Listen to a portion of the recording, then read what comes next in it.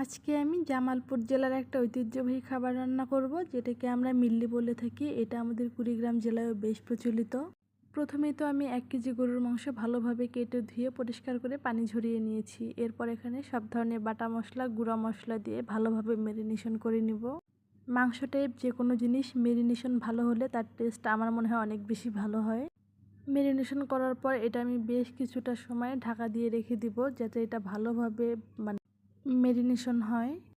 Marination শেষ করে আমি রান্নার কাজে চলে যাব। আমি একটা প্যানে প্রথমে সাদা তেল নিয়ে তাতে আগে থেকে কেটে রাখা পেঁয়াজ দিয়ে দিব। এটা বেশ কিছুটা সময় ধরে আমি ব্রাউন কালার করে ভেজে নিব। আমি পেঁয়াজের মধ্যে লং, গোলমরিচ, এলাচ, তেজপাতা দিয়ে ভালোভাবে ব্রাউন করে ভেজে নিব। এরপরে আমি ম্যারিনেশন করা মাংসটাকে আস্তে আস্তে দিয়ে দিব ভাজা পেঁয়াজের মধ্যে। এরপর আমি ভালোভাবে নাড়তে থাকবো যাতে নিচে না লেগে যায়।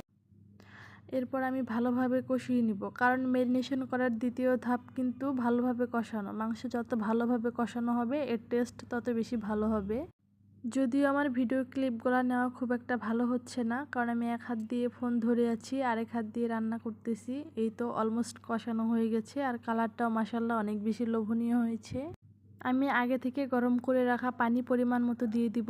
যেহেতু আমি কড়াইয়ে রান্না করতেছি, তার মানে আমাকে মাংসটা সেদ্ধ হতে হলে বেশ কিছুটা পানি বেশি দিতে হবে। মাংস সেদ্ধ হয়ে আসার পর আমি আগে থেকে গুলে রাখা আটা একটু একটু করে অ্যাড করে নিব। আটাটা অনেক পরিমাণ মতো দিতে হবে, কারণ বেশি হয়ে গেলে অনেক বেশি ঘন হয়ে যাবে, যেটা একদমই ভালো লাগবে না। আটাটা ফুটতে শুরু করেছে। এখন আমি অন্য একটা কড়াইয়ে তেল সহ পেঁয়াজ ভালোভাবে ভেজে নিই, এর উপর দিয়ে দিব। আল্লাহ।